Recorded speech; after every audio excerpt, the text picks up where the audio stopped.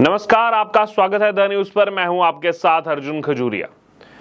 तो इस समय की जो खबर आ रही है वो आ रही है महाराष्ट्र से, क्योंकि आपको बता दें कि महाराष्ट्र में अब जो विधानसभा चुनाव है वो कुछ ही महीनों बाद होने हैं। और इससे पहले अगर बात की जाए तो संजय राउत जो हैं यूबीटी शिवसेना यानी कि उद्धव बाला साहब ठाकरे शिवसेना के नेता हैं और उद्धव ठाकरे के बेहद करीबी हैं। उन्होंने इस समय एक बड़ा स्टेटमेंट दिया है।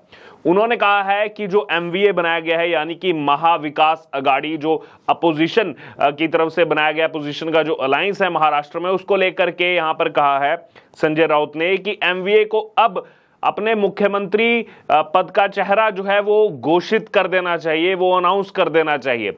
देखिए, अगर बात की जाए महाराष्ट्र में तो एक तरफ जो सत्तारूढ़ पार्टियां हैं उसमें भी कई सारे दल शामिल हैं, लेकिन अपोजिशन की भी बात करें तो उसमें भी कई सारे दल शामिल हैं, चाहे फिर वो यूबीटी शिवसेना हो, कांग्रेस हो या फिर एनसीपी शरद पवार हो। तो इस तरह के तमाम दल उसमें शामिल हैं। बहरहाल अब यहां पर यह कहना कि मुख्यमंत्री पद का दावेदार बता देना चाहिए, ये स्टेटमेंट दरअसल इसलिए सामने आई है क्योंकि एक तरफ अभी जो नतीजे सामने आए महाराष्ट्र से, जो नतीजे सामने आए लोकसभा चुनाव के, उसमें देखा गया कि नुकसान हुआ एनडीए को। एनसीपी का जो अजीत पवार फ्रैक्शन है वो साथ में आया, जो एकनाथ शिंदे की शिवसेना है, जो मुख्य शिवसेना है वो साथ में आई, लेकिन उसका नुकसान यहां पर इस बार बीजेपी को हुआ और सीटें जो है वो कम हुई हैं महाराष्ट्र से एनडीए की। और उसके बाद जो है कांग्रेस ने ये क्लेम किया कि अब आने वाले विधानसभा चुनाव में हम 150 सीटों पर लड़ेंगे। तो आप सोचिए कि 288 कुल विधानसभा सीटें हैं महाराष्ट्र के अंदर और कांग्रेस ये क्लेम करती है कि 150 सीटों पर हम लड़ेंगे चुनाव। तो अगर कांग्रेस से चाहती है कि वो 150 सीटों पर चुनाव लड़े तो यानी कि बाकी पीछे बचती हैं केवल और केवल 138 सीटें, और उन 138 सीटों के लिए वो चाह रही है कि उसमें जो है बाकी जो अपोजिशन के दल हैं वो सब जो है वो उसमें चुनाव लड़े। और ये किसी भी हिसाब से शिवसेना यूबीटी जो है उसको मंजूर नहीं होगा, ना ही ये शरद पवार फ्रैक्शन जो है एनसीपी का, ना ही उसको मंजूर होगा, क्योंकि ये दोनों पार्टीज जो है वो भी इस बार अच्छी खासी सीटें जीत करके लोकसभा चुनाव में आई हैं। और अगर विधानसभा चुनाव में आप जाएंगे तो देखेंगे कि इन दोनों दलों का अच्छा खासा बोलबाला है। बहरहाल तो देखना होगा कि आखिरकार ये सीटों का बंटवारा किस तरीके से होगा। और ये केवल अपोजिशन में नहीं बल्कि एनडीए के लिए भी एक बड़ी चुनौती है, क्योंकि इनके साथ भी कई दल हैं कि ये किस तरीके से सीटों का बंटवारा जो है इस बार करते हैं। लेकिन ये जो स्टेटमेंट आई है संजय राउत की, उसके बाद देखिए लोग उस पर क्या कह रहे हैं। संजय राउत ने जो स्टेटमेंट दी कि अपना चेहरा घोषित करना चाहिए, इसमें लोग लिख रहे हैं कि हाँ ये तो चाहते हैं कि उद्धव ठाकरे को जो है चेहरा घोषित कर दिया जाए।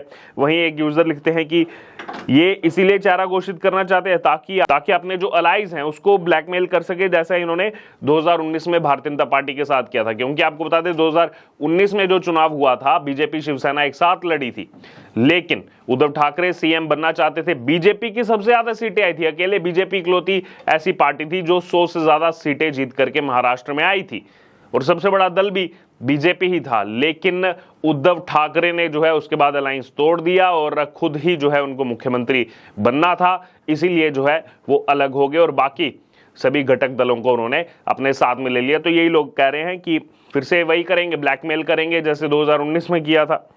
बहरहाल और भी लोगों की प्रतिक्रिया आ रही है, वो लिख रहे हैं कि शिवसेना यूबीटी जो है यानी कि शिवसेना उद्धव बाला साहब ठाकरे और आरजेडी सबसे खराब अलायंस पार्टनर्स हैं और इनसे जो उम्मीद था वो जो है लोग पूरा कर दिए हैं।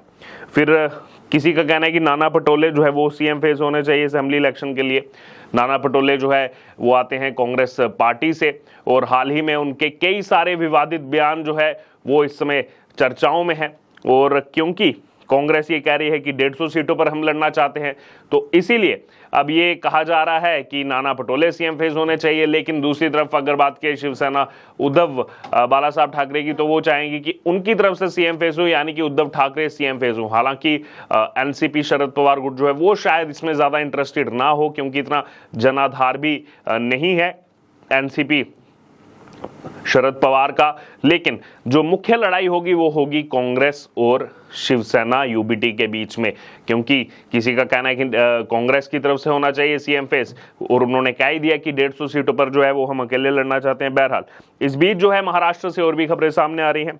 बीजेपी अब जो है अलर्ट हो गई है। जो नुकसान इस बार बीजेपी को हुआ है लोकसभा चुनाव में, और यकीनन कुछ ही महीने रह गए हैं विधानसभा चुनाव में, तो उस डैमेज को कैसे पूरा किया जाए, क्या क्या बदलाव किए जाए रणनीति में, उसको लेकर के जो है विचार विमर्श लगातार चल रहा है। कई सारे मुद्दों को सुलझाने में जो है इस समय पार्टी लगी हुई है। सबसे पहले जो भी सूत्रों के हवाले से खबर सामने आ रही है वो ये है कि जैसे अभी जो लड़ाई चल रही है कि सीटों का बंटवारा कैसे होगा, क्योंकि एमवीए ने तो कह ही दिया है कि एक साथ जो है महाविकास अघाड़ी ने कि हम एक साथ चुनाव लड़ेंगे, वहां पर सीटों के बंटवारे की लड़ाई है, जो कि एनडीए में भी किस तरीके से सीटों का जो है यहां पर बंटवारा होगा उसको भी देखा जाएगा। लेकिन अब उससे पहले बीजेपी जो तैयारी कर रही है, बीजेपी की तैयारी है जो अंदरूनी कला है, उस अंदरूनी कले को सबसे पहले जो है दूर किया जाए। जो आपस में कार्यकर्ताओं के बीच में अगर कोई नाराजगी है या फिर कोई लोकल लीडर्स अगर नाराज है, सबसे पहले उसको दूर किया जाए। उस स्थिति को पहले जो है यहां पर, उस डैमेज को जो है पहले यहां पर कंट्रोल किया जाए, और उसके बाद जो है अपना संगठन सबसे पहले मजबूत करने के बाद जो है फिर उसके बाद सीटों में किसको कितनी सीटें दी जा सकती हैं, क्या इसमें जो है सीट बंटवारा का फॉर्मूला रहेगा, उस पर विचार विमर्श किया जा सकता है। बहरहाल अब यहां पर देखना होगा कि लोकसभा सीटें भी, क्योंकि बीजेपी की जो है वो 23 से घटकर 9 रह गई इस बार। लेकिन अब जो है बीजेपी राज्य में अपनी पुरानी ताकत को किस तरीके वापस लाएगी महाराष्ट्र में, उसको लेकर के लगातार जो है बैठकों का दौर भी वहां पर जारी है। क्या कुछ अलाइज से जो है यहां पर गड़बड़ हुआ मामला, क्या कुछ ज़्यादा अलाइज यहाँ पर साथ में ले लिए जिसका एक नेगेटिव इम्पैक्ट जनता में गया, और उसके बाद जो है वो अलाइज भी ज़्यादा सीटें, जैसे अगर हम बात करें एनसीपी की, जो अजीत पवार फ्रैक्शन है वो कुछ ज़्यादा सीट नहीं दिला पाए।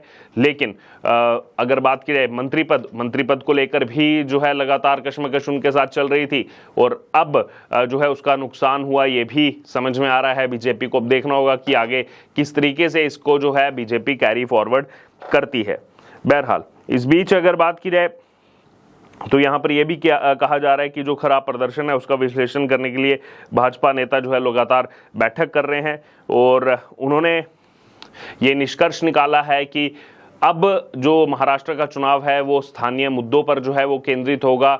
यहाँ के मुद्दों पर, वहाँ के जो महाराष्ट्र के यानी कि जो मुद्दे हैं उन पर केंद्रित उसको रखा जाएगा, ना कि उसको जो है केंद्र के नाते जो है उस पर फोकस किया जाएगा। तो ये भी एक रणनीति निकल करके सामने आई सूत्रों के हवाले से जो खबर आ रही है। वहीं भाजपा के एक वरिष्ठ नेता की स्टेटमेंट भी आई है। उन्होंने कहा कि पटकथा जो है केंद्र से आई थी, हमारी भूमिका केवल इसे अक्षरक्ष जो है लागू करने की थी, और हम भी जो है इससे प्रभावित हुए और स्थानीय मुद्दों को हमने नजरअंदाज कर दिया, हमारे विरोधियों ने इसका फायदा उठाया। भाजपा अब अपने कार्यकर्ताओं में विश्वास बहाल करने और कार्यकर्ताओं तथा नेतृत्व के बीच बातचीत और समन्वय की कमी को दूर करने पर भी ध्यान जो है वो केंद्रित कर रही है।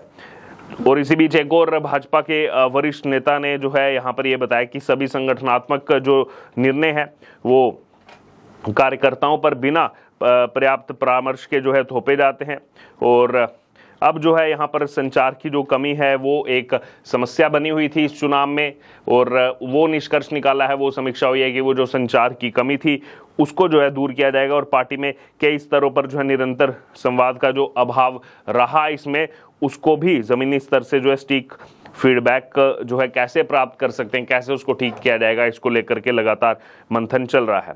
बहरहाल अब देखना होगा कि आखिरकार ये संजय राउत ने जो कहा क्या इस पर होगा। और पिछली बार का भी आपको बता दूं, अभी जो करंट सिनेरियो है महाराष्ट्र में विधानसभा का, वो एक बार आपको बता दूं, 288 सीट्स हैं, बहुमत के लिए चाहिए 145, 145, और इस समय एनडीए के पास 203 सीटें हैं और महाविकास अघाड़ी के पास 69 सीटें हैं। लेकिन ऑफिशियल अपोजिशन को अगर आप देखेंगे तो 71 सीटें, क्योंकि दो आप इसमें जोड़ सकते हैं, ऑल इंडिया मजलिस इत्तेहादुल मुस्लिमीन यानी कि AIMIM की 2 सीटें हैं, और सबसे बड़ी पार्टी अभी जो है वो बीजेपी है, 100 से ज़्यादा सीटें 103, और उसके बाद अगर देखेंगे तो एनसीपी का जो अजीत पवार फ्रैक्शन है वो बीजेपी के साथ है, 40 सीटें उनके पास हैं। वहीं शिवसेना जो है 38 सीटें उनके पास है, जो एकनाथ शिंदे के पास अभी जो है पार्टी का सिंबल और लोगो है। वहीं अपोजिशन की अगर बात करें तो उसमें अभी कांग्रेस सबसे बड़ा दल है, 37 सीट्स उसके पास है। शिवसेना यूबीटी 16 सीटें हैं, एनसीपी शरद पवार 12 सीटें। बहरहाल अब देखना होगा यहाँ पर कि आखिरकार महाराष्ट्र की राजनीति किस ओर करवट लेती है। बहरहाल क्या लग रहा है आपको संजय राउत ने जो कहा है, जो स्टेटमेंट दी है कि अपना चेहरा घोषित कर देना चाहिए यहाँ पर सीएम का, उसको लेकर आपकी क्या राय है? क्या ये रणनीति हो सकती है? आपकी इस पर जो राय हो आप जरूर हमारे कमेंट बॉक्स में शेयर करें और बने रहें द न्यूज़ के साथ। धन्यवाद।